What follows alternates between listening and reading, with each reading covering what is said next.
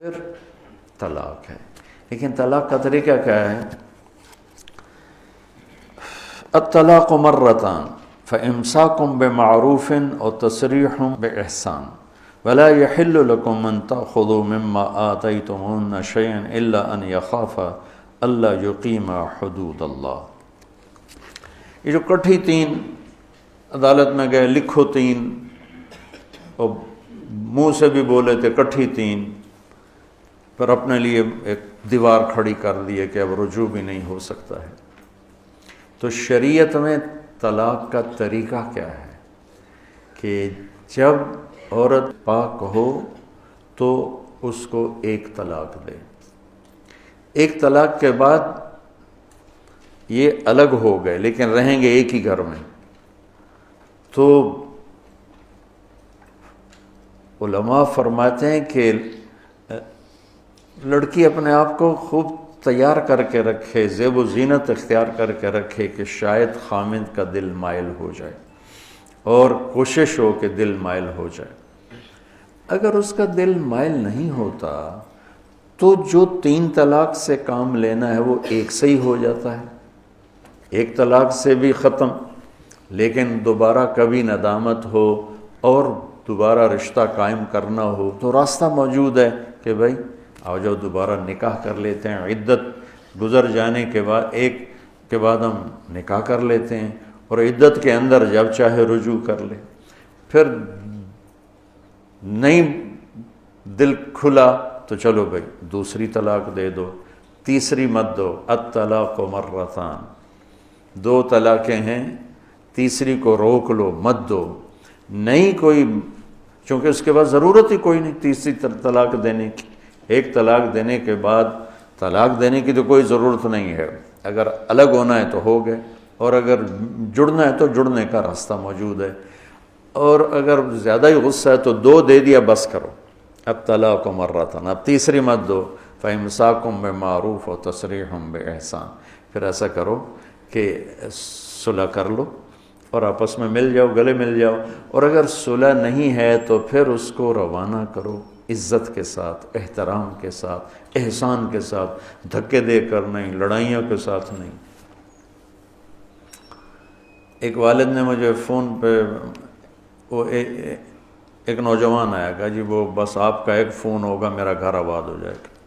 کیا ہوا کہ بس وہ میں نے طلاق دے دی ہے تو اب وہ والدین بھیج نہیں رہے، تو میں نے تو کچھ بھی نہیں کہا، میں نے تو صرف طلاق کہا تھا. تو بس وہ، تو میں نے اس کے والد کو فون کیا تو اس نے کہا جی آپ صورتحال سن لیں، اس کے بعد آپ جو کہیں گے میں کر دوں گا.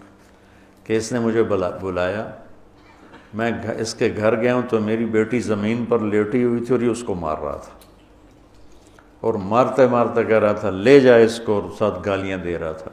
میں نے اس کو طلاق دے دی ہے. 3 دفعہ اس نے میرے سامنے کہا. میں نے کہا تو تم بدبخت، تو میرے پاس کیا کرنے ہے؟ اپنے گھر کو آگ لگا کے اب مجھ سے کون سی فائر بریگیڈ چاہتا ہے جس سے میں تیرے گھر کی آگ بجھاؤں؟ تو اللہ تعالیٰ کہتا ہے طلاق مرتان ہے، پھر امساکم بمعروف ہے اور تسریح باحسان ہے. کیا خوبصورت بات ہے کہ اب اگر صلح ہو گئی ہے تو پچھلی باتیں یاد نہیں کرنی. امساکم بمعروف، تو نے یہ کیا تھا، تو نے مجھے طلاق دی تھی، میں نے تمہیں طلاق دی تھی. ان باتوں کو دفن کر دو، مٹا دو. اور اگر فارغ ہونا ہے تو پھر اس کو عزت اور احترام سے روانہ کرو. قطع تعلق نہ کرو، نفرت نہ پیدا کرو، لڑائی نہ پیدا کرو، جھگڑا نہ پیدا کرو، دشمنی نہ پیدا کرو. یہ ساری باتیں ہمارے ہاں دشمنی میں تبدیل ہو جاتی ہیں. تو یہ بہت اہم ٹاپک ہے قرآن کا.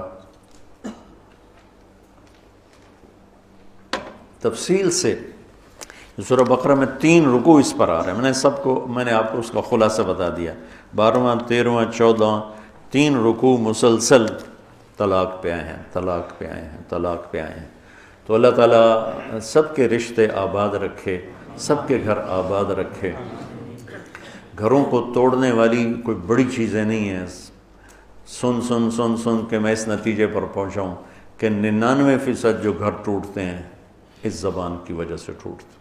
1% کوئی اور سبب ہوتا ہے، لیکن چلو تھوڑا سا نیچے آ جاؤ، 95% گھر اس زبان کی وجہ سے ٹوٹتے ہیں، 5% کوئی اور اسباب ہوتے ہیں۔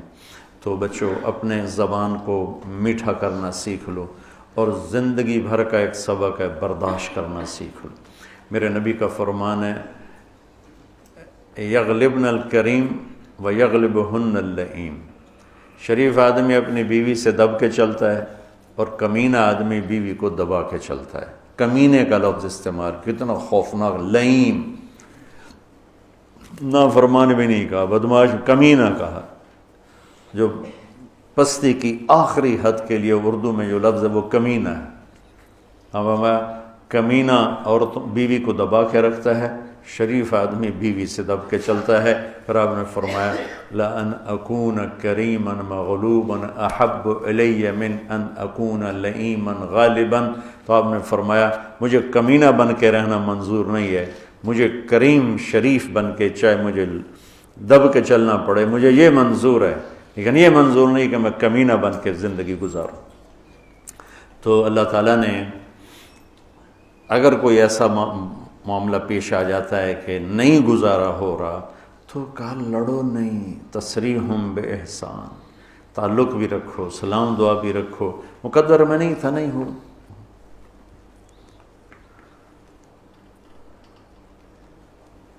تو بھائیو، اللہ تعالیٰ، بچوں، اللہ تعالیٰ آپ کو ہمت دے۔